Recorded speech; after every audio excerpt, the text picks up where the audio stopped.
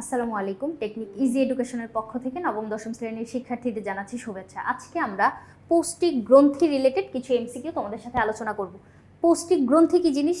এখন আমাদের পরিপাকতন্ত্রে খাদ্য পরিপাক হবে, সেইখানে তোমার কিছু রাসায়নিক পদার্থ কাজ করে। জটিল খাদ্যগুলো যে তুমি গ্রহণ করছো ওই খাদ্যগুলোকে ভেঙে সরল উপাদানে পরিণত করার জন্য, যেখানে এই গ্রন্থিগুলা গুরুত্বপূর্ণ ভূমিকা পালন করতেছে।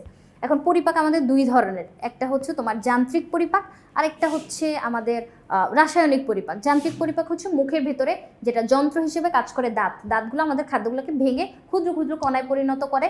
ওখানে লালা থাকে, লালার সাথে মিশ্রিত হয়ে খাদ্যগুলো পাকস্থলিতে যায়। এরপরে যত পথ অতিক্রম করতে থাকে ওখানে তোমার খাদ্য পরিপাক হইতে থাকে, মানে ভাঙতে থাকে। এরপরে এখানে দেখো প্রথম প্রশ্নটা কি বলছে, কোনটি মানবদেহের সবচেয়ে বড় গ্রন্থি? মানবদেহে এই যে পৌষ্টিক গ্রন্থিগুলো আছে এর ভেতরে শুধু পৌষ্টিক গ্রন্থি না, যে কোনো গ্রন্থিই হইতে পারে, হরমোন নিঃসরণও কিন্তু গ্রন্থিই করে।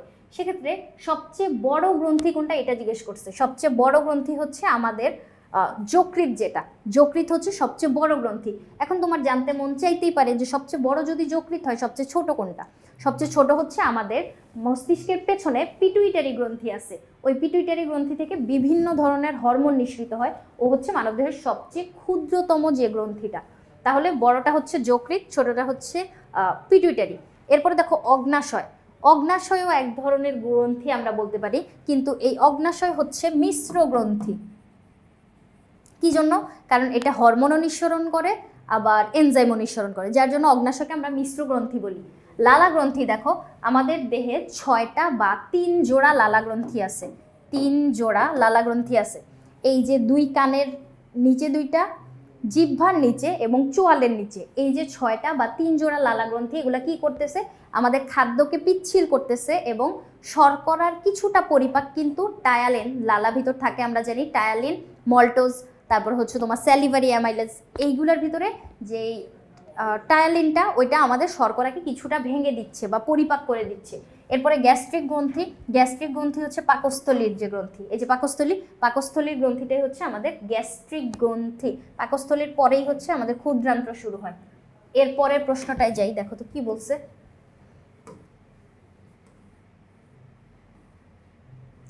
পিত্তথলি কোন নালীর মাধ্যমে ডিউডেনামে প্রবেশ করে?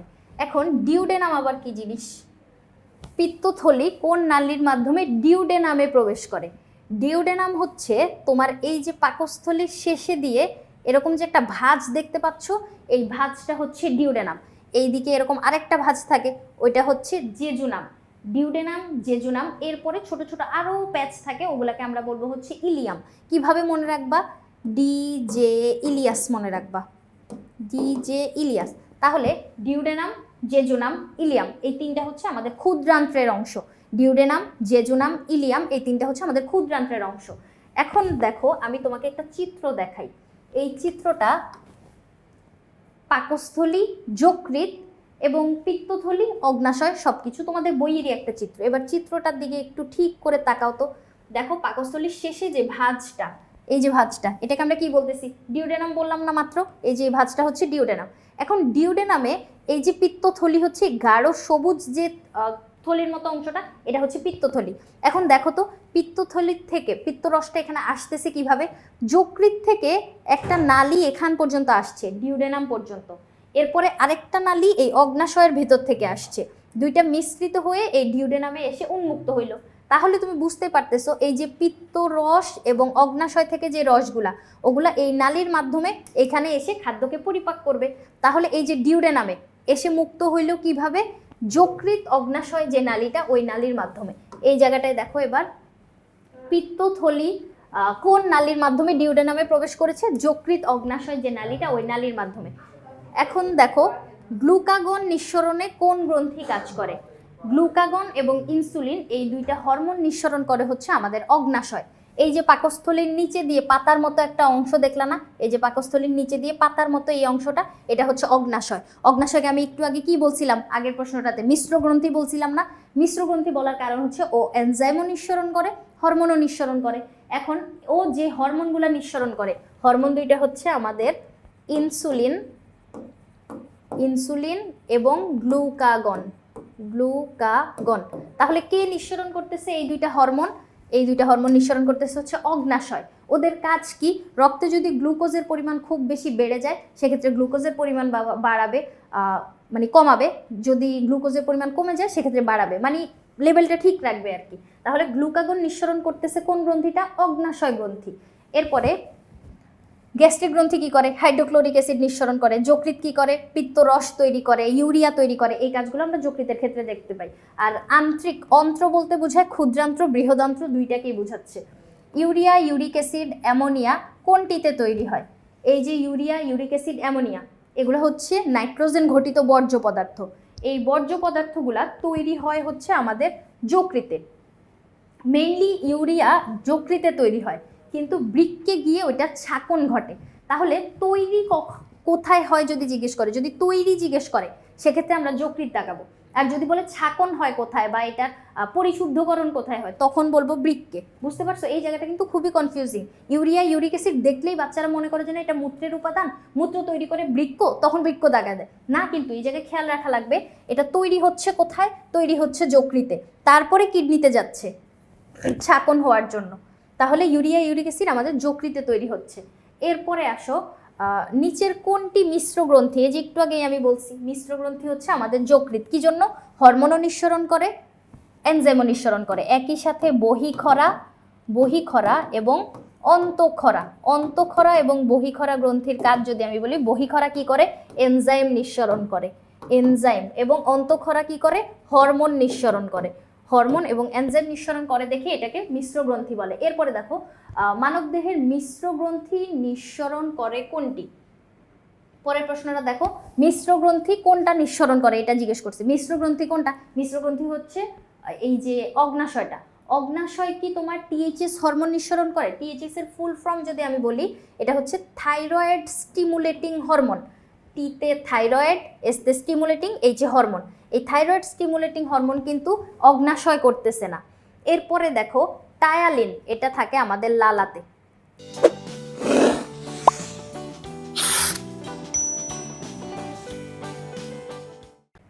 এটা পিটুইটারি থেকে নিঃসৃত হয়, পিটুইটারি গ্রন্থি থেকে। এরপরে থাইমাস থেকে নিঃসৃত হয়, থাইমাস থেকে নিঃসৃত হয় থাইমক্সিন। থাইমাস যেটা হচ্ছে আমাদের গ্রীবা অঞ্চলে অবস্থান করে, এই জায়গাটায় হচ্ছে থাইরয়েড থাকে, তার নিচে অবস্থান করে হচ্ছে থাইমাস। থাইমাস থেকে নিঃসৃত হচ্ছে থাইমক্সিন।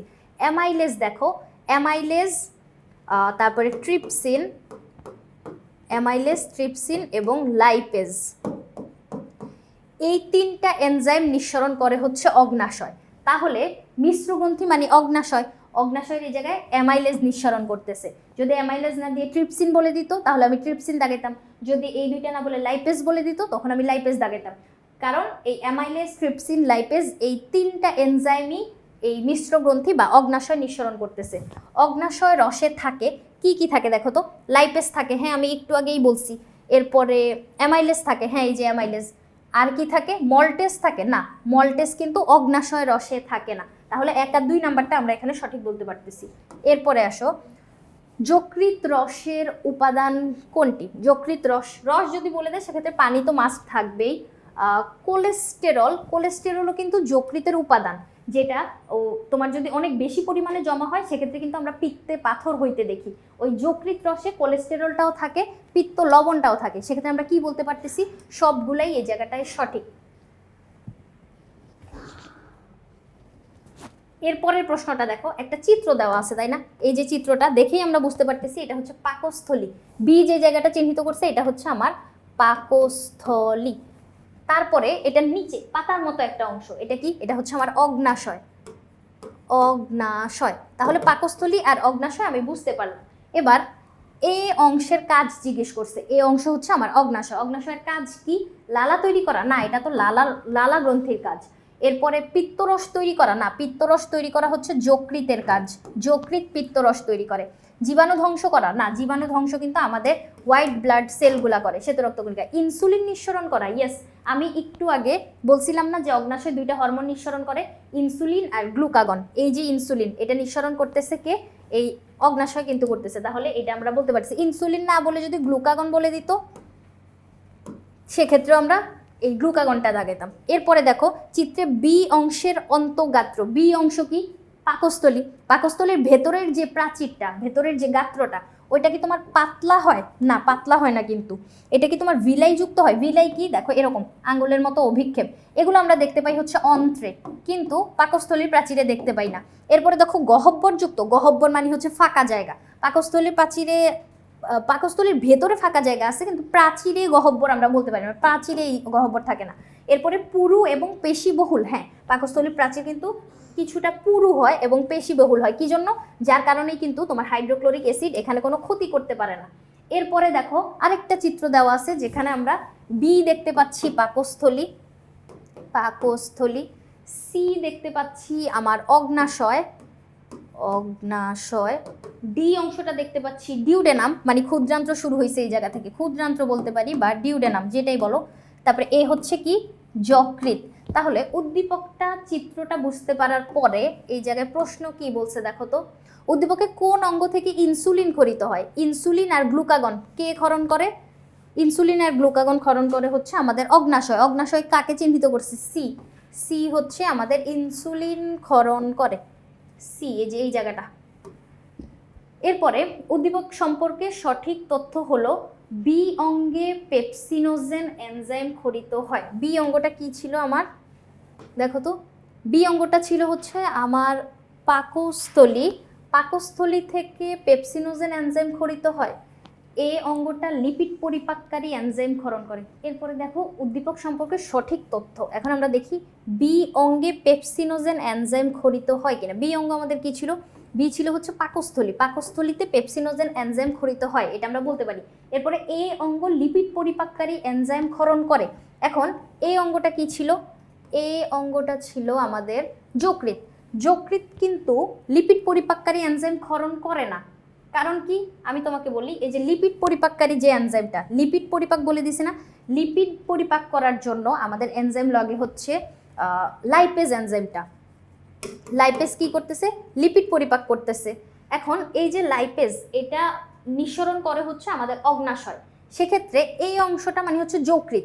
যকৃৎ কিন্তু লাইপেজ ক্ষরণ করে না, যার জন্য আমরা এই অপশনটাকে বাদ দিতে পারতেছি। সি একটা মিশ্র গ্রন্থি। সি কি দেওয়া ছিল বলো তো এই জায়গাটায়? সি দেওয়া ছিল আমাদের অগ্নাশয়। হ্যাঁ, সি হচ্ছে একটা মিশ্র গ্রন্থি। তাহলে এই জায়গায় দেখো আমরা কি উত্তর নিতে পারতেছি। এইখানে যেহেতু এ বলে দিছে, যার জন্য আমরা এই অপশনটা বাদ দিছি। যদি সি বলে দিত তাহলে আমরা নিতাম যে লিপিড পরিপাককারী এনজাইম ক্ষরণ করে হচ্ছে সি অর্গানটা, বি পেপসিনোজেন তৈরি করে, সি একটা মিশ্র গ্রন্থি। এই দুইটা ঠিক আছে, তাহলে আমরা খ নাম্বারটা নিতে পারতেছি। এরপরে দেখো পিত্ত রস যকৃতের লোবিউল কোষ থেকে তৈরি হয়। হ্যাঁ, পিত্ত রস তোমার তৈরি হয় যকৃতে, কিন্তু জমা থাকে পিত্তথলিতে। দেখো উপরে এই যে যকৃতটা বা লিভার বা কলিজা যেটাই বলো, এইখানে তোমার পিত্ত রসটা তৈরি হচ্ছে, এবং এই যে থলিটা, এই থলির ভিতরে এই জায়গায় জমা থাকতেছে। তাহলে যকৃতের লোবিউল কোষ থেকে তৈরি হয়, তিক্ত স্বাদ এবং ক্ষারীয় গুণ সম্পন্ন। হ্যাঁ, এই যে পিত্ত রসটা, এটা কিন্তু খুবই তিতা হয় এবং ক্ষারীয় গুণ সম্পন্ন হয়, গাঢ় সবুজ বর্ণের। ইয়েস, এই তিনটাই আমরা এখানে বলতে পারতেছি। এরপরেরটায় যাই, চলো। একটা চিত্র দেওয়া আছে, এই চিত্রটায় আর চিহ্নিত করছে হচ্ছে আমাদের যকৃৎ, আর চিহ্নিত করছে কি? যকৃতের অংশটা। এরপরে পিত্তথলিকে চিহ্নিতকরণ করছে কিউ দিয়ে। দেখো এটা হচ্ছে যকৃৎ, এটা হচ্ছে পিত্তথলি, তারপরে এটা কি? অগ্নাশয়। পি হচ্ছে অগ্নাশয়, অগ্নাশয়। সবগুলো চিহ্নিতকরণ আমরা দেখেই বুঝলাম। পি অঙ্গটি থেকে নিঃসৃত হয়, পি কি? অগ্নাশয়। অগ্নাশয় থেকে যে নিঃসৃত রসগুলা, কি কি নিঃসৃত হয়? হরমোনও নিঃসৃত হয়, এনজাইমও নিঃসৃত হয়। সেক্ষেত্রে এই অগ্নাশয় থেকে নিঃসৃত যে হরমোনটা, এটা কিন্তু আমাদের কঠিন মানসিক চাপ নিয়ন্ত্রণ করে না। এই চাপটা নিয়ন্ত্রণ করে হচ্ছে অ্যাড্রেনালিন হরমোন। কে? অ্যাড্রেনালিন। এই হরমোনটা কি করে? এটা কিডনি থেকে নিঃসৃত হয় এবং আমাদের কঠিন মানসিক চাপ কিন্তু নিয়ন্ত্রণ করতেছে। তাহলে এই জায়গাটা আমরা এখানে বাদ দিতে পারতেছি। প্রোটিন ও চর্বি শর্করা পরিপাকে সাহায্য করে। ইয়েস, এই অগ্নাশয় থেকে নিঃসৃত এনজাইমগুলা শর্করা, চর্বি এবং প্রোটিন পরিপাকে সাহায্য করে। কে কাজ করে? এখানে এনজাইমগুলা সাহায্য করে। এনজাইমকেও আমরা এই রসই বলতে পারি। তাহলে ঠিক আছে। রক্তে গ্লুকোজের মাত্রা নিয়ন্ত্রণ করে। হ্যাঁ, ওই যে ইনসুলিন আর গ্লুকাগন, এই কাজটা করে হচ্ছে হরমোন। অগ্নাশয় থেকে যে হরমোন নিঃসৃত হয় ওগুলো হচ্ছে এই কাজটা করে, সেটাকে হরমোনকে আমরা রসই বলতে পারি। তাহলে 2 আর 3 নাম্বারটা এখানে সঠিক, গ নাম্বারটা হচ্ছে এখানে সঠিক উত্তর। এরপরে আসো,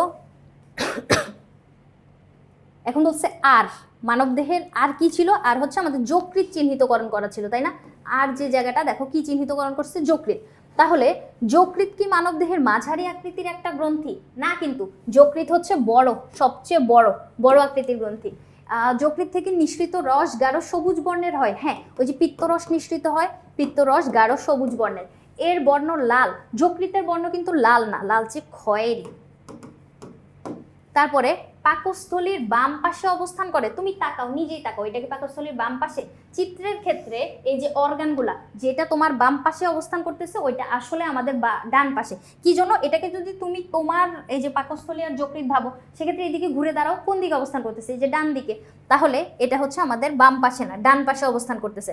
তাহলে এখানে ডান পাশে। তাহলে সঠিক উত্তর কোনটা? খ নাম্বারটা। গাঢ় যে তরলটা নিঃসরণ করতেছে ওইটা হচ্ছে পিত্তরস। এরপরের প্রশ্নটা দেখো কি বলছে। এ চিহ্নিতকরণ করা আছে যকৃৎ আর বি চিহ্নিতকরণ করা আছে অগ্নাশয়। এটা হচ্ছে যকৃৎ আর এটা হচ্ছে অগ্নাশয়। এরপরে চিত্র বি চিহ্নিত অংশের নাম। বি চিহ্নিত অংশ আমি দেখেই বুঝতে পারতেছি এটা হচ্ছে অগ্নাশয়। পাকস্থলী কোন জায়গাটা? পাকস্থলী তো এই যে এইখানের অংশটা, এটা আমরা দেখেই বুঝতে পারতেছি। এবং এ চিহ্নিত অংশটা হচ্ছে আমাদের যকৃৎ। এই যে যকৃৎ হচ্ছে এ চিহ্নিত অংশটা। এরপরে চিত্র এ চিহ্নিত অংশের কাজ, তার মানে যকৃতের কাজ তোমাকে এই জায়গায় বলা লাগবে। যকৃতের কাজ কি দেখো তো? পিত্তরস তৈরি করে। হ্যাঁ, পিত্তরস তৈরি করে। পরিপাকে অংশ নেয়। মাঝে মাঝে বলতে এই যে পিত্তরসটা, এটা কিন্তু আমাদের চর্বিকে ভাঙতে সাহায্য করে অনেক সময়। সেক্ষেত্রে আমরা কি বলতে পারি? পিত্তরস তৈরি করা, পরিপাকে অংশ নেওয়া এবং গ্লুকোজের মাত্রা নিয়ন্ত্রণে রাখা। না, গ্লুকোজের মাত্রা নিয়ন্ত্রণে রাখে হচ্ছে এই অগ্নাশয়টা। অগ্নাশয় কি করতেছে? এই যে অগ্নাশয়, এটা আমাদের গ্লুকোজের মাত্রা নিয়ন্ত্রণে রাখে কিভাবে? ইনসুলিন আর গ্লুকাগন হরমোন নিঃসরণের মাধ্যমে। তাহলে এই অপশনটা এখানে আমি বাদ দিতে পারতেছি। 1 আর 2 নাম্বারটা এখানে আমার সঠিক। তাহলে দেখো এই জায়গায় আমরা সঠিক কোনটা বলতে পারতেছি? 1 আর 2 নম্বর প্রশ্নটা হচ্ছে এই জায়গায় দেখো 1 আর 2 নাম্বার, তার মানে ক নাম্বারটা হচ্ছে এখানে সঠিক। তাহলে দেখো এই এমসিকিউগুলো আশা করি তোমাদেরকে বুঝাইতে পারছি। পরবর্তী পর্ব দেখার আমন্ত্রণ রইল। ধন্যবাদ সবাইকে।